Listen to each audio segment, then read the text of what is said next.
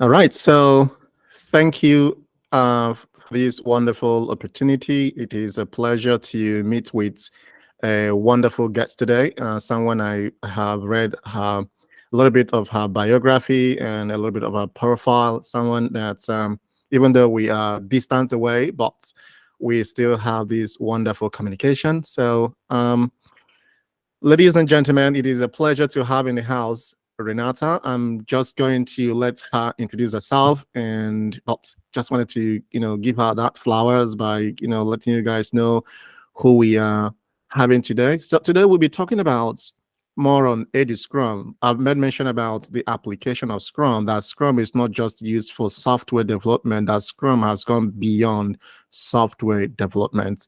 So today we are looking at how Scrum spans into education. In other words, the idea of eduscrum. So we have someone who is eduscrum trained professional to little talk about much in-depth idea on this topic of eduscrum. So for today, we'll be dealing with a topic that is very important. But before we introduce the topic, I would love to hand over the microphone to Renata to tell us a little bit about herself, anything she would love to share with you. Over to you, Renata.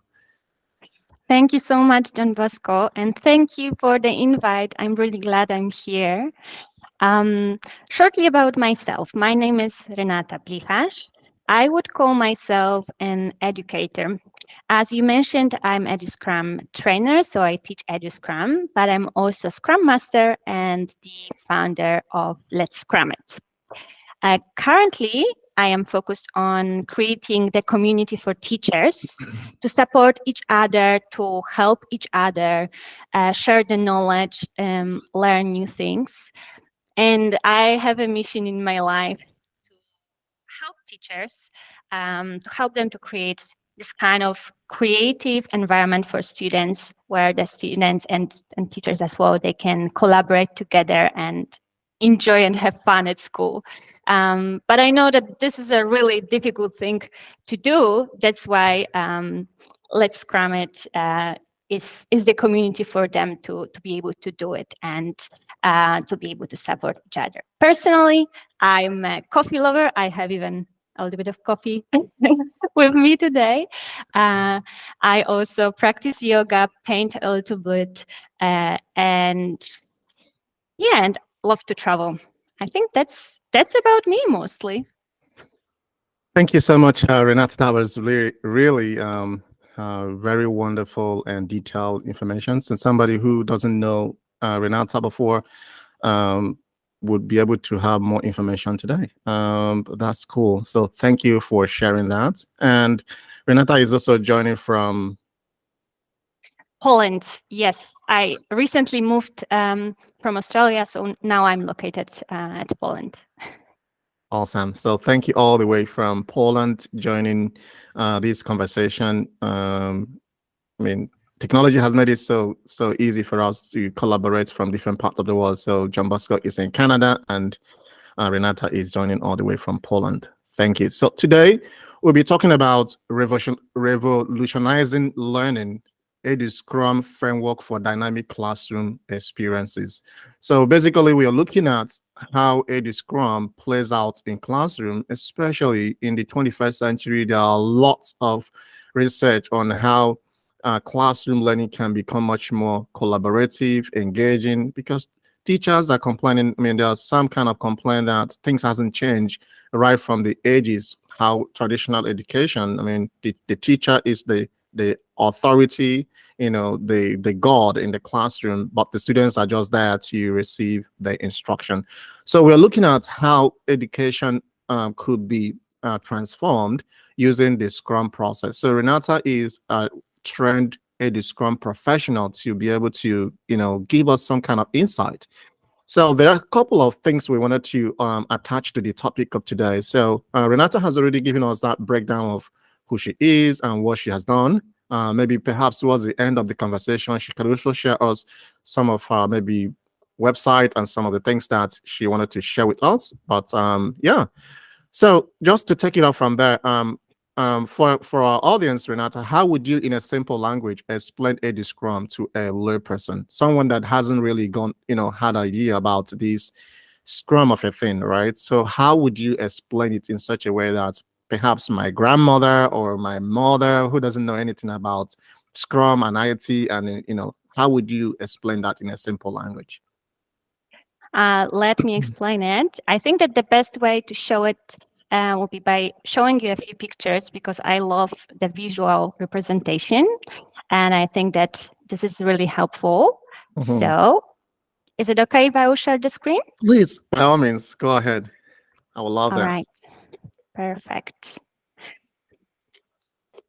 Okay, so starting eduscrum is the framework. Framework can be complicated word for grandma, but this is the way of collaborating with students to give them the opportunity to take the ownership of their own learning process. It can sound complicated, but don't worry. Let me explain you. So first of all, as you mentioned, in the past, we had the teacher center education, and eduscrum is one of the examples when we have a student driven education, when the students can have the autonomy. How does it exactly work and what does it exactly mean? Mm, what you can see here on this picture is it is inspired by Simon Sinek's Golden Circle. And in the middle, you can see the why. Why is the heart of EduScrum. And this whole idea, this whole framework is based on why. In EduScrum, teacher needs to create the environment for students um, where they can feel safe and teacher is responsible for letting them know why they need to learn the subject. What is the purpose? And that's the beginning point, to make them curious and to increase their intrinsic motivation. Because this is crucial. If we don't know why we learn something, most of the time it is boring for us and we don't really want to learn it, right? And another part is what. So teacher explains also what. They explain what is the assignment and what are the learning objectives. Um, in the same time, students, they decide how they will exactly achieve these learning objectives. So they can give them some tasks, they can decide whatever path they choose to achieve what teacher was asking them to achieve. Mm, so these are some of the basic things about EduScrum. Of course, there are some other elements. Don't get scared by, by the whole picture and the structure. But in a few short words, students work in a fixed right. So they work in sprints, similar to Scrum. They plan their work, they check the progress, review it, and reflect at the end to see if they need to change something. And that's how they learn things. Yeah, so this is basically like the basic knowledge about EduScrum. Awesome. I mean, initially, I have read about a Scrum. I'm a Scrum master myself, but my research has gone beyond the use of Scrum in IT software development. And one intriguing thing about Scrum for me is how Scrum could be used in the military, in IT, in politics, in HR. I mean, it's so amazing how this spans out. Now, trying to also narrow it down to your explanation, I can see how, I mean, this plays out in terms of the what, the why, and the how, right? Because one thing is the what are we trying to achieve? How do we want to achieve it, and why should we achieve it? I think that is summarized in your explanation. And then this happens between the teacher who tries to identify the what and the why, and then the students will now decide on the how, right? Mhm. So if I may just have to, in order to make it much more simplified, now, this how does that give the sense of ownership for students? Because when somebody says how, it in my own mind, I'm thinking, okay, I decide on how I would love to do it, right? Because in the traditional sense, the teacher would say, this is what I want you guys to do for your assignments. This is why I want you to do it. And this is how I would love to. But in this eduscrum, are you saying, I mean, are you helping us, help me to interpret it? Perhaps that's what our audience might be thinking. The how, it doesn't mean that the students now owned it to say, this is how we want to do that. But what are you, how would you explain that? Yeah, sure. Let me quickly explain how, like, maybe how this whole process looks like, because it will help a little bit to Yeah. understand this ownership part.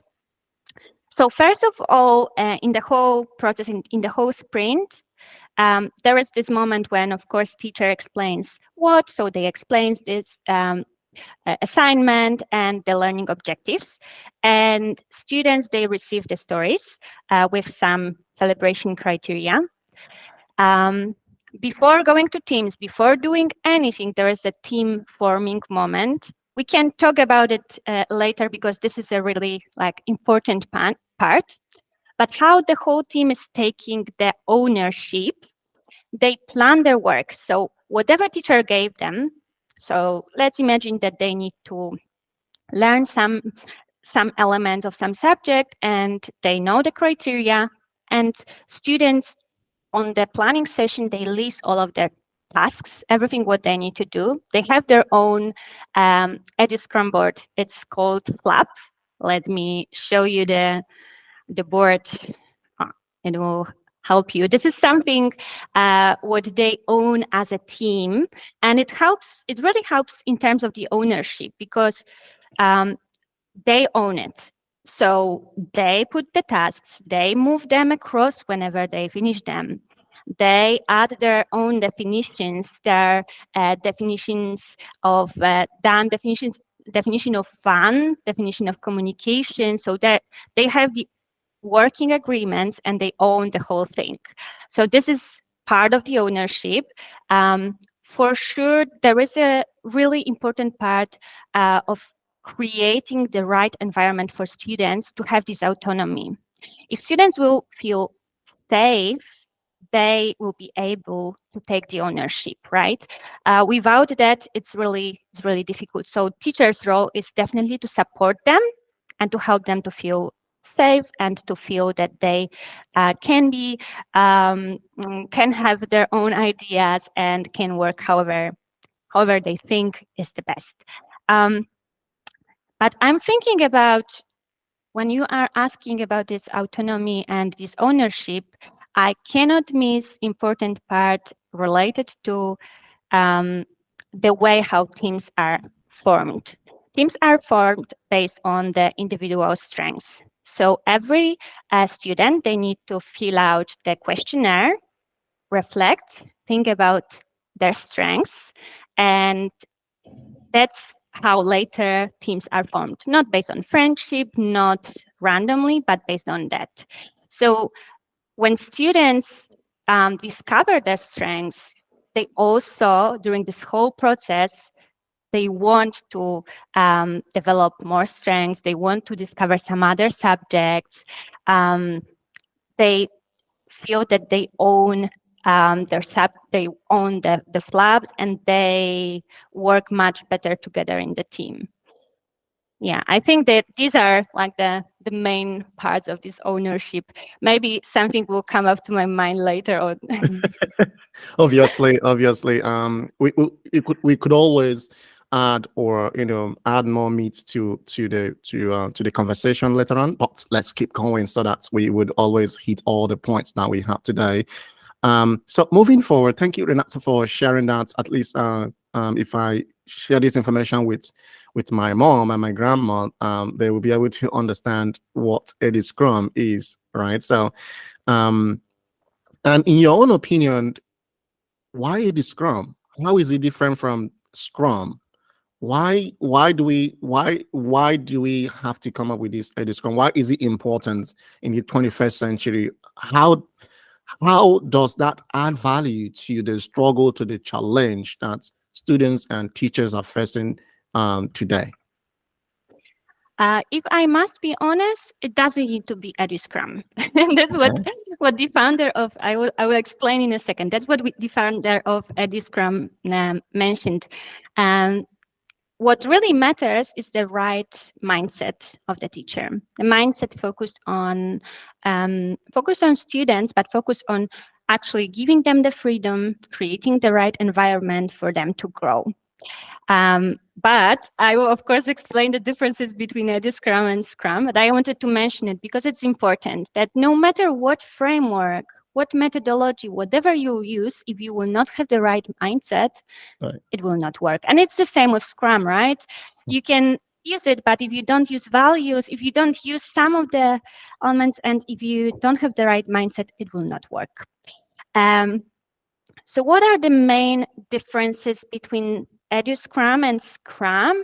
So first of all, this teams forming part. So this is something what is really crucial in education and in the whole eduscrum process, that we create teams based on the skills, and students, they have the opportunity to discover their strengths, they have the opportunity to grow and to learn in the sprint what changed and what strengths, what skills they developed. And this is really amazing thing for students and for teachers as well. Another difference is maybe related to Flap a little bit, because Flap is like the mix of it's eduscrum board, and it's the mix of Kanban board and some of the definitions. But this is definitely important element of eduscrum because of this ownership, because this is something what students use in the team, and they own it as a team. They can do whatever they want with the flap, but it can be, painted however they want. But what matters is that it really reflects what they do, and it's a transparent way of reflecting what they do. Um, Another few things that are additional is these definitions that I mentioned, especially definition of fun. I really love definition of fun. I think that we can use it in Scrum or business because definition of fun is a definition created by students about what they want to do to enjoy their learning process. So they discuss and they together agree about what is the best for them to do to enjoy this whole learning process. I hope that you still can hear me. Oh yeah, okay. Yes. Because your video was like, yeah, that's that's all right. That's all right. Um, there are another few differences. Roles are a little bit different. So you can Mhm. see on this picture the teacher. Here it is mentioned that teacher is a product owner, but teacher's role is a mix of the product owner and Scrum Master. So on one hand, teacher is responsible for letting know student what's the assignment and what are the learning objectives. But in the same time, teacher is also the person who is supporting students, who is facilitating some of the big events, who is guiding them. So more like the Scrum Master role, and also removing impediments on their way. And another two roles, one is students team, so let's say that it's similar to developers. And within students team, there is a team captain. It is called here a Scrum Master, but I wouldn't fully call it. Let's stay with team captain, because it is a person in the student team that is responsible for making sure that Flap is transparent, that tasks are moved by the team members, that there is a communication between teams, and time limits are done, and everyone is doing everything within time limits. So this role is a little bit like a captain and leader within a team. I'm thinking about, there are two more differences. One is related to stand-up. So stand-up is only for 5 minutes and at the beginning of the lesson. And retrospective. So retrospective in eduscrum, it's not only team-based, but there is also element of individual reflection in retrospective. So that's something what is continuation, what was done on the planning phase in the team forming, whatever strengths and skills students discover, they reflect on it, they think about it, and they also think about changes that they need to make in the future or any further developments. And I would say that for learning in overall, it's really important.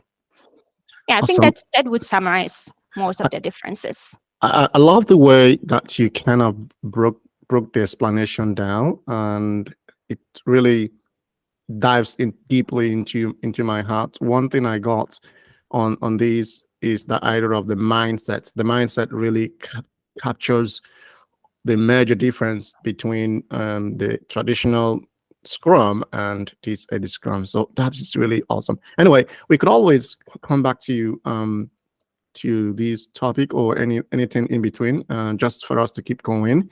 I know you have a lot to talk about, but we wanted to make sure that we maintain within the time box. But No worries. definitely, we would revisit any of those things that you wanted to unpack there. Okay, moving forward, as an Eddie Scrum trainer, and you also mentioned you're a Scrum Master yourself, how would a teacher adapt teaching style and curriculum to align with the principles of Scrum and create a more student-centered approach? Maybe Mhm. any example that a teacher would use to empower students to take ownership of the learning journey using Scrum?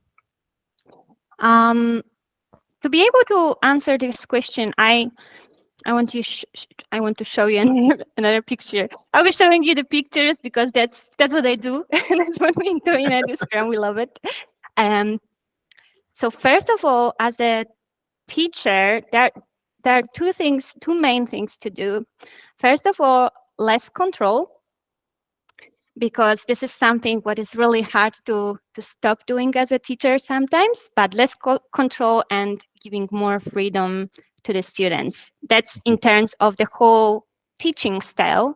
And what I mentioned already, and what you also mentioned a moment ago, is the changing of this whole mindset. So teacher needs to develop the agile mindset.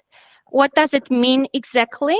It means that they need to change the command and control way of working if that's what they did. Of course, not every teacher is doing that, but some of the teachers can struggle with that.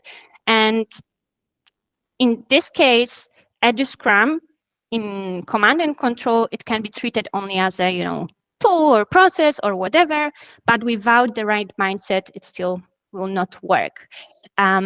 So in terms of the whole teaching style, teacher needs to make some cultural change and some change in the mind, in the way of thinking about the students, and focus on the why, focus on the values and the principles, focus on creating the right environment for students, and sometimes also like moving their ego a little bit further away and giving space for students.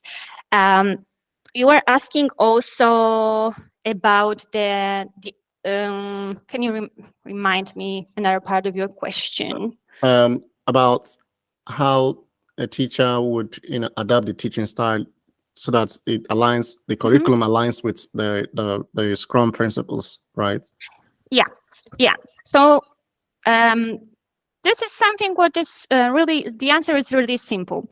We don't need to change curriculum. I mean, of course, we would like to change, everyone would like to change curriculums in their countries, but eduscrum doesn't require changing curriculum. We know that teachers are obliged legally um, to do what is to teach what is in curriculum. That's why um, they actually use the learning objectives from curriculum, and they make sure that everything what they teach is coming from the curriculum. It's still possible, and it's still something what can work. It's just a different way of using curriculum than the traditional. Awesome. That is really, really cool. I must also confess, I am someone, if I am learning something, I want to have like a visual, like something in my mind. I love the Yeah, way you give your explanation using this kind of visual images. I think, I mean, I'm loving it. And I do believe that psychological kids return things based on what they see, right? yes. When those those words associated with images, could be toys or whatever. As far as there is kind of image representation, it sticks rather very clearly in the mind. So thank you for doing this wonderful thing. I mean, you must have done a lot of preparation just to show us this wonderful thing. So thank you. So moving Right. ahead, could you give us an example of how eduscrum has helped both students and schools, and how it has continued to provide value? Is there anything you want to share, put to that? Yeah, sure. Um, let me tell you a little bit what our teachers are telling us when they implemented a Scrum and how it changed the way how students interact with each other. So the first things that we normally hear about are motivation and the change of motivation, that students are much more engaged. They actually want to learn, and that's many times, that's surprising. Oh, students, they want to learn. But it's really important, right? Hmm. um, they get better results, of course not always at the beginning, and initially they need to learn new things and new style of learning, but later on they get better results. They feel empowered, so they feel freedom, and when they feel freedom they get more creative. So in EduScrum, frequently we highlight that we help students to improve and to get 21st century skills, especially 4Cs. And 4Cs are communication, collaboration, critical thinking, and creativity. Um, but how we do it? By giving them the choice, so the autonomy and caring. So teachers care about their students, and students care about each other. Um, so in terms of this, what many times we've heard from teachers is that they noticed that students work better together, so they started collaborating in their teams. Because they had the ownership as a team, they knew they need to help each other. So whenever someone didn't really, didn't work on the task, or didn't understand something, they wanted to help them to understand it, because they knew that, okay, we are in this as a team. So that's a really good change and improvement in terms of the way how students started interacting with each other. They started communicating better as well, because there is a lot of feedback elements in EduScrum. So students learn how to get and receive feedback. They start thinking more critically.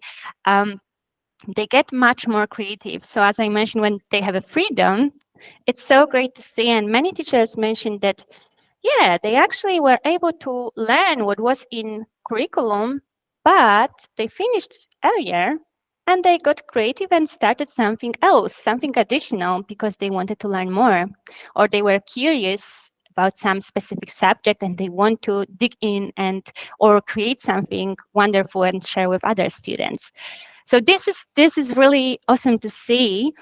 And I would say that the last thing is having fun and enjoy the whole learning process. That's something what many teachers mentioned, that the whole vibe in the class is just much more happy and joyful. Students have fun, students enjoy learning, and that's how also teachers, they can enjoy teaching.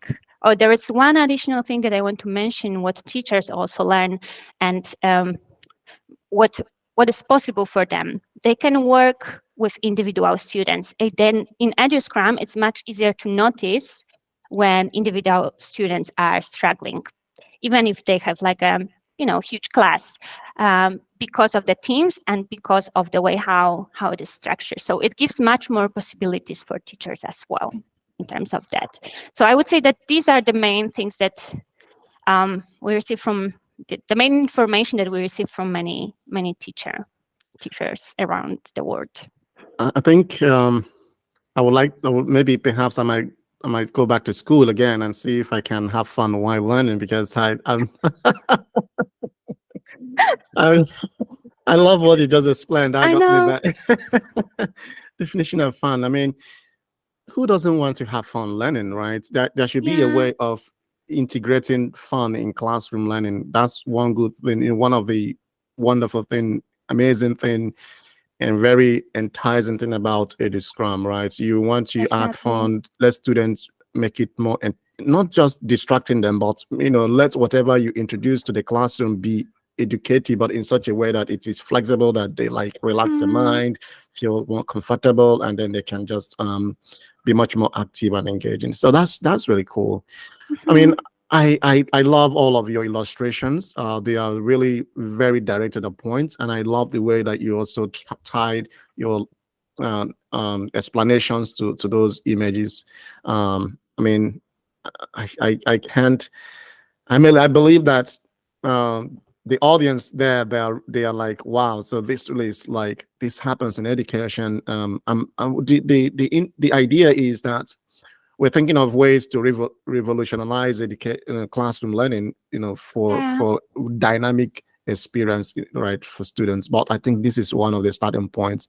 So, anything else you wanted to share with us? Perhaps your research so far, anything you wanted to draw attention, your community or practice, or maybe any of those LinkedIn posts or something. Anything we would love to what do you have for us?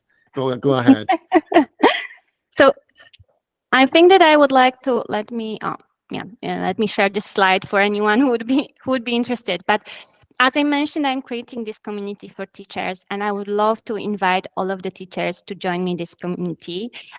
We have a LinkedIn page, Let's Scrum It, so you can always like jump to LinkedIn, or you can connect with me. I will send you all the details.